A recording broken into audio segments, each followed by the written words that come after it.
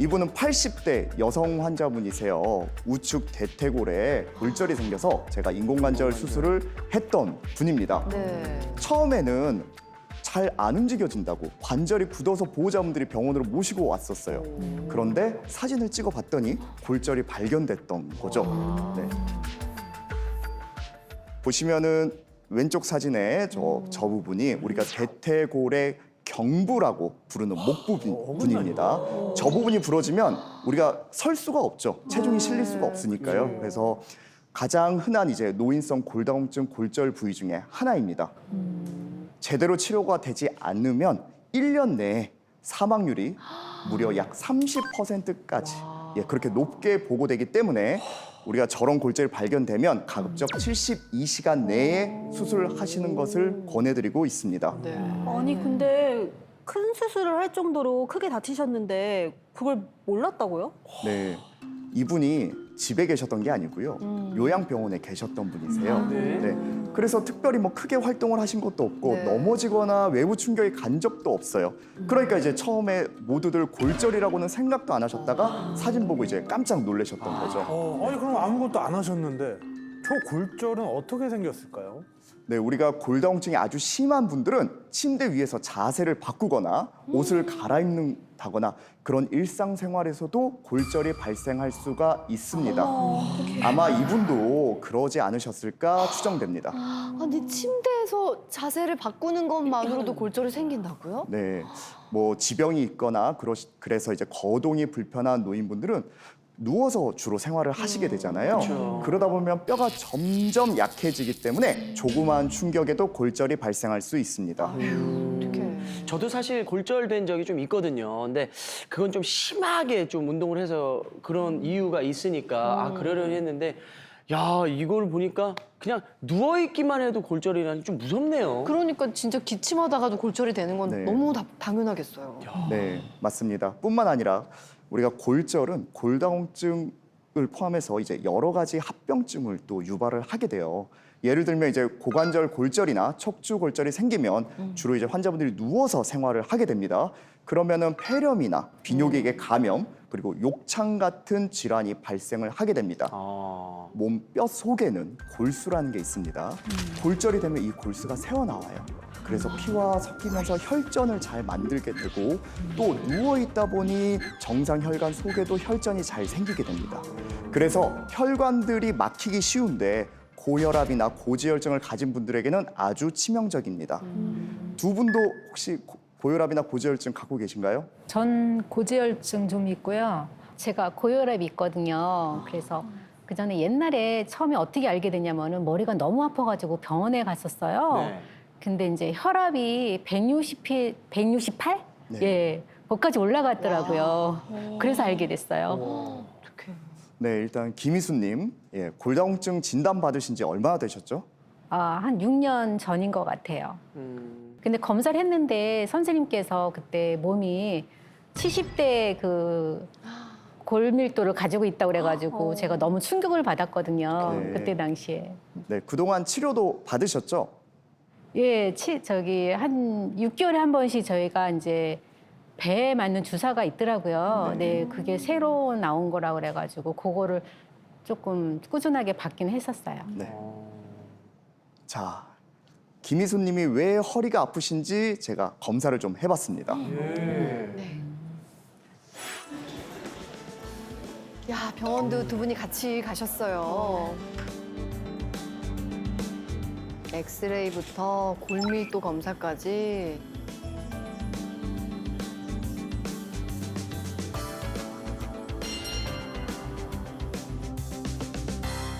박사님, 검사 결과 어떻게 나왔나요? 김희수님의 골밀도 검사 결과지입니다. 우리가 골다공증은 골밀도를 저렇게 측정해서 T점수라는 것으로 진단을 하게 됩니다. 네. 2019년도에 김희수님의 T점수는 마이너스 3.6, 2024년도의 T점수는 마이너스 3.5로 6년 전이나 지금이나 큰 차이가 있지는 않았습니다. 아, 그래요? 그동안 골다공증 주사를 맞으셨는데요. 왜 6년 전이랑 지금이랑 거의 똑같나요? 효과가 없는 건가요? 그러게요. 네, 그렇지 않습니다. 제가 하나 숨겨진 걸 하나 더 보여드릴게요. 네. 2019년에는 마이너스 3.6, 2024년에는 T점수가 마이너스 3.5로 비슷해 보이지만 네. 그 사이인 2021년에는 T점수가 마이너스 2.8로 지금보다 좋았었어요. 아니 그러면은 좋아졌다가 다시 나빠지셨다는 건데 네. 아니 왜? 왜 나빠지셨을까요? 제 생각에는 현재 주사 치료를 중단하셨기 때문으로 생각됩니다. 아니 중단을 하셨어요? 왜 그러신 거예요? 받으시지. 그러셨으면 안 되셨잖아요. 왜 중단하신 거예요? 아, 예. 좋아져서 안심하셨나? 아, 예. 사실은 제가 이제 부천에 살다가 일산으로 이사를 왔거든요. 네. 근데 그러다 보니까 이제 귀찮아가지고 병원에 안 가게 됐어요. 네. 그래서 이제 보니까 또 올라오기도 했고 네. 그래서 제가 그냥 뭐 운동하면 괜찮거리니 생각하고서 예, 그렇게 됐네요. 아유 어떡해요. 네, 우리 뼈는 그대로 있지가 않습니다. 우리 뼈는 주기적으로 리모델링을 합니다. 아, 아파트 그 리모델링 하는 것처럼요. 네, 맞습니다. 오래된 아파트를 허물고 새로 짓는 것처럼 우리의 몸의 뼈도 파괴하고 새로 만들어주는 과정을 계속 반복하게 됩니다. 이때 뼈를 만들어주는 것이 조골세포, 뼈를 파괴하는 것이 파골세포입니다. 아 그러면 조골세포를 늘려주고 파골세포를 줄여주면 뼈가 튼튼하겠네요, 선생님. 네, 맞죠? 맞습니다. 네, 우리 골다공증 치료제들이 모두 그런 역할을 해줘요. 그래서 골다공증 주사나 경구약이 파골세포를 줄여주거나 조골세포를 늘려주는 그런 역할을 하게 됩니다. 그런데 보통 우리가 한 가지 골다공증 약물이나 주사를 너무 오래 장기간 시행하면 오히려 뼈가 탄력을 잃어버려서 비전형 골절이 발생하거나 턱뼈 등에 괴사가 오기도 합니다. 우리가 이제 갈 때는 탄력이 있기 때문에 바람이 심하게 불어도 부러지지 않지만 큰 나무는 오히려 센 바람이 불면 부러지기도 하잖아요. 같은 원리입니다. 그래서 한 가지 치료를 오래 하다 보면 중간에 휴지기를 갖게 됩니다. 그럼 저희 올케가 허리 아픈 게 주사를 중단해서인가요? 그것뿐만은 아닌 것 같아요. 제가 봐서는 허리에서 다른 문제가 좀 발생했습니다. 문제. 네, 김희수님의 엑스레이 사진을 같이 보겠습니다. 저기에 제가 L1, L2, L3 써놓은 게 이제 요추 1번, 2번, 3번이에요. 1번과 2번 그리고 2번과 3번 사이, 요추 사이 공간이 그 위나 아래 뼈 사이의 공간보다 상대적으로 좁아졌음을 보실 수 있을 겁니다. 맞아요. 예, 요추 사이에 퇴행성 변화가 발생을 했기 때문이에요.